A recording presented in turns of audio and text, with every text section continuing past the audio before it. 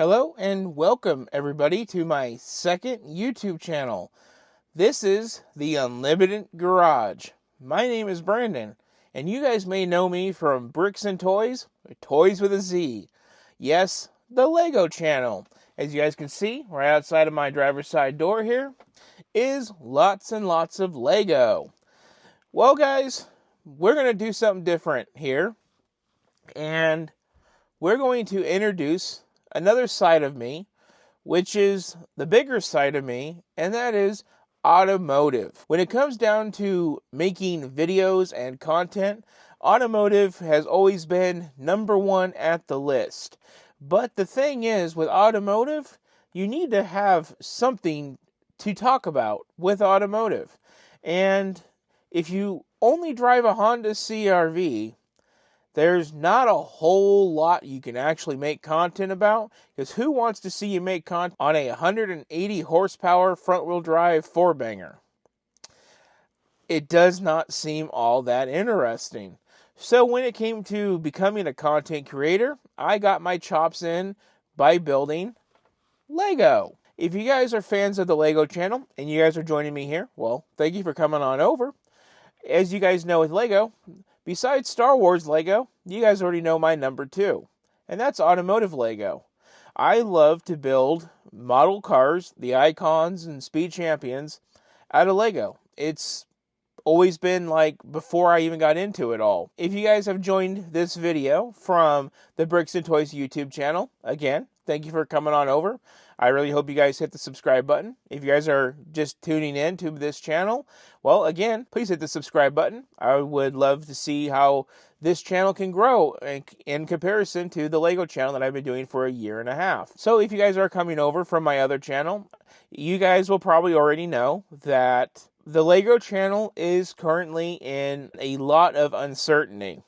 I have been in an abusive relationship with my mother for the last 2 years. I signed into doing the Lego with her. She has been the funder of all of the Lego. She has been very verbally abusive to my wife. And as a direct result, if you are abusive to my wife, you are going to get it from me. Unfortunately, in our scenario, the person that is the abuser is the person that also provides the house, the Lego, the bills, the car, and everything else. So it really puts you in a bad position when you decide to stand up for your wife, and the person that is the abuser decides to be like, well, if you're going to stand up for her, you're not going to get anything anymore.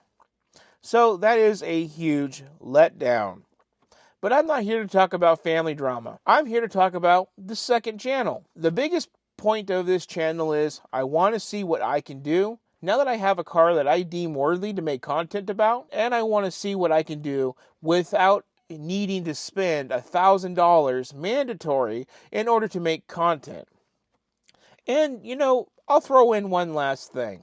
I'm really curious to see how my personality can really reflect and come out of its shell over something that gives me something to react to. The thing with doing Lego YouTube, it's an awesome thing. It's an awesome hobby. Love the community. It's mint. But the issue is, 1,000 people get the same box of bricks. How am I going to separate myself from them people? Now you could say, well, there's 1,000 automotive YouTubers out there. What makes you any different? Well, you know what? That's going to go into our next topic. What makes me different? Well, you know what? My favorite YouTube channels is Cleus McFarlane. Hell, I'm wearing his merch.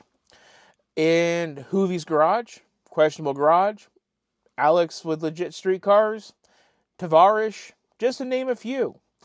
I love watching these guys. And I really feel that if I could take a little bit from each and every one of them, I could really make a really different type of YouTube channel. I am a really different type of person. I am a little bit on the autistic ADHD side. I like really interesting things. And that's where this channel is going to fall into. The type of vehicles I plan on featuring on this channel is common everyday vehicles that are actually kind of fun.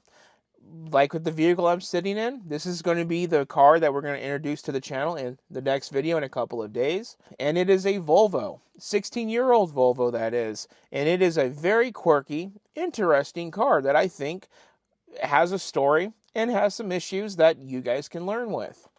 Now, the basis of having a YouTube channel. Do I have a mechanical background? No, I don't. Do I have a set of tools? Yeah, you could call it that. But you know, the bigger point of this channel is I want to kind of do what I did with Lego and come into this thing with the attitude of, if you like cars, but you're too scared to learn how to fix a car, or maybe there's a car that you want to go after, but people are telling you it's a 16, 20-year-old car, don't do it, because you're going to be racking up bills at the mechanic. But a part of you is like, I really want that car. I'm willing to learn how to fix it. Well, that's what this channel is for. That's the way that I am. I don't like new cars. I like older cars. Older cars are just, to me, a lot better. But there comes with the big issue is the mechanics fee. You know how much money it costs to keep one of these dang things on the road? It costs a lot. And you know what? I want to go on this journey with you guys. I've done this journey all by myself several times with other vehicles. Talk more about that in a second. But now I want to do it here on a YouTube channel to inspire you guys with a basic set of metric tools, a hammer, a diagnostics computer, and some diagnostic equipment, and a jack. You know what? We can tackle anything to keep this car on the road. And I hope that by me learning how to work on this car with you guys, it'll inspire you guys at home to go out and buy that $2,000 hoopty that your mom says, don't go buy that car because it's going to rack a bill up at the mechanic. And with my channel, you can look back at her and say, you know what? I watched the Unlimited Garage. If he can do it, I can do it too. So guys, let's get into automotive.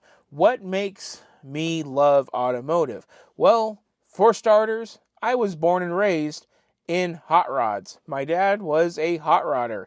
57 Chevys all freaking day. The way that my dad was a hot rodder was on a budget. He would see certain Chevrolets at a junkyard, or the junkyard would be in our backyard of our house. And he would be like, I need the rear end from that one, the transmission from that one. Now, when it comes to the small block Chevy, I need the heads from that one, the cams, the cranks, blah, blah, blah. And he would make his own small block Chevy. And the car was fast. And that's the way that he put the cars together. He never really bought too much stuff new, as long as he could do it himself. Being raised from birth in an environment like that, it made for an interesting childhood. Like I said earlier, we had a junkyard in our front yard and in our backyard. As long as I did everything right, my dad would let me loose with the wrenches, and I'd pull trim and engine parts and interior parts out of vehicles. That's just the way that I grew up. I remember enjoying getting my hands dirty. I remember when I was a kid, my dad built his last 57 Chevy about 20-something odd years ago, back in the late 90s, early 2000s. The last one that he did, my brother and I would get home from school, and we would get out the wire wheels and the drills, and we would start knocking the rust off the frame and do what we can for when my dad got home from work to help him out on restoring the car. So as a child, automotive was like an everyday occurrence. Now, as a teenager, I kind of left automotive a little bit. And the reason for that is, well, you know what? I'm from a pretty bad background, of abuse and narcissistic parents and divorces and all types of chaos. And when that happens, well, you know what? Things happen. I moved into the city, into an apartment, and there goes my hands-on with the cars. But during the time as a teenager, my brother, he had a 2003 Chevy Extreme. That's the S10, performance version with I believe it's a 4.3 liter V6. That car, or that truck, was a lot of fun. He also had a 89 Honda Prelude that we used to tune her around in. I remember seeing Fast and the Furious Tokyo Drift with him in that vehicle. That was really fun. We were trying to drift the 89 Honda VTEC, bro. That was a lot of fun. So as a teenager, I did live a lot of automotive through my brother. I remember being 16 and there was a rite of passage to go to the junkyard finally and to pick parts off of a car. I didn't have a car, so I just stole like badges off of Camaros and stuff. But, that was a rite of passage at 16. But then I became an adult. And when I became an adult, my first vehicle would have been a perfect vehicle for this channel. My first vehicle was a 1999 Dodge Dakota with what I believe was the 5.2 318 V8. And that thing had about 240-ish horsepower. It did have a colder intake and exhaust, so maybe 245, 255, somewhere in there. Being an 18, 19-year-old kid with that kind of a truck was just a blast. One wheel pill, doing donuts, all types of crazy stuff. I remember coming back, half hung over from a camping trip, and I almost, drifted it off of the road and flipped the damn thing in a ditch because I grew up in Sacramento where there's a lot of back roads and stuff. That was a lot of fun. I actually have my phone with me, and I'm going to show you, hopefully it's in good resolution here, some of the vehicles that I'm going to talk about. So here on my phone, it's in a photo album that someone took a picture of, was the last car that I built with my dad. Well, not the last one. I'll show you the last one that him and I worked on together. So here's the 57 Chevy that my dad, my brother, and I built. And yes, that is a Ford Purple. So that was the 57 Chevy that I grew up working on. So this is one of the last cars that my dad and I ever worked on. 77 SE Trans Am. Yes, that is the one that's famous for the movie Smokey and the Bandit. No, it's not a movie car. I was actually with my dad when he bought that car in 2010, actually. And I remember looking up the VIN number. There was plenty of websites to track the VIN. And the VIN came up as a 77 SE with a hearse hatch, not the T-top. T-tops was 78. And after I checked the VIN, I popped open the door. I popped a plastic ring off of the dash. And as you guys know, it's got that airplane, brushed finish in the dash panel. And behind the black ring was gold. And then I popped off the horn cap on the steering wheel. And guess what? There was gold. And my dad ended up finding a 77 Trans Am for $3,000 in 2010. He put a lot more money into that car to get it restored, but it is an awesome, incredible car. And I believe it has the 400 Olds engine in it, 404 Olds, something like that. But it's not LS swapped. It is completely OG to the times, and that car was cool. And I really wonder if he still has it, as I don't talk to him anymore. So now, going back around to my first vehicle, the 99 Dodge Dakota. And this was her. Now, no racism or anything. It's named after a song, Black Betty. That's what that truck was called. And I loved Black Betty. Like I said, it's not a racist name. The truck was black, and I named it Betty. And you know what? There's that song from Ram Jam back in the day, and if you drove that truck like a bat out of hell, that song went with the aggressive driving like ketchup on a hot dog. That was fun. Unfortunately for me, with that truck, I was kind of an idiot with it back then, and I believe that everybody told me, which is why I'm doing this channel out there now. Everyone told me, there's something better, you got to get better fuel economy. And I ended up buying this hunk of crap. A 1990 Acura Legend. 2-door. Bad call. Bad call. Transmission issues. That car actually wound up in a junkyard. Like that. I really hope these pictures are coming through on the camera here.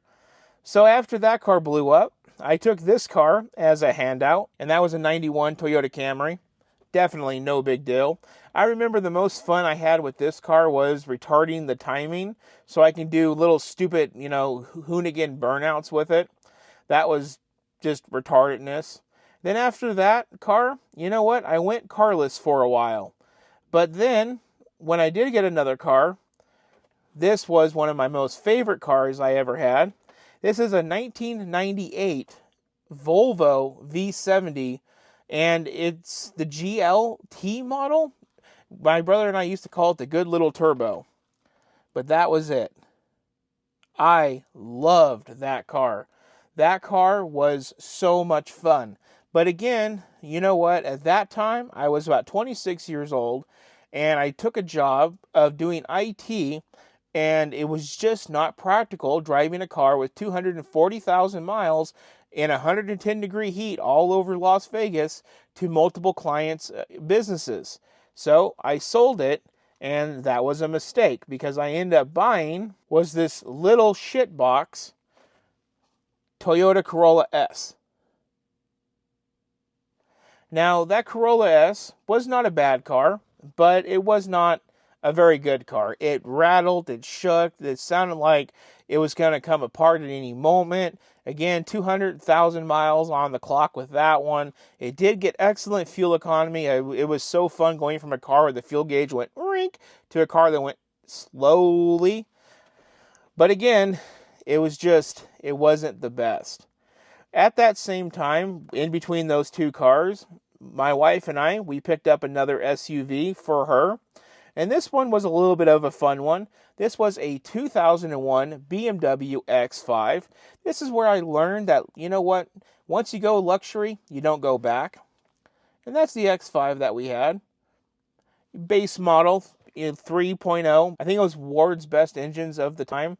That car, you know, it ran really, really well until we sold it for the Honda that my wife drives now.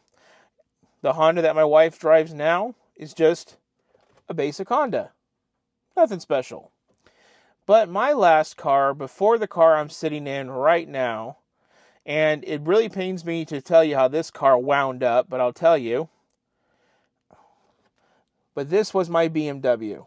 This was my 2001 530i. Yes, I put coilovers on it.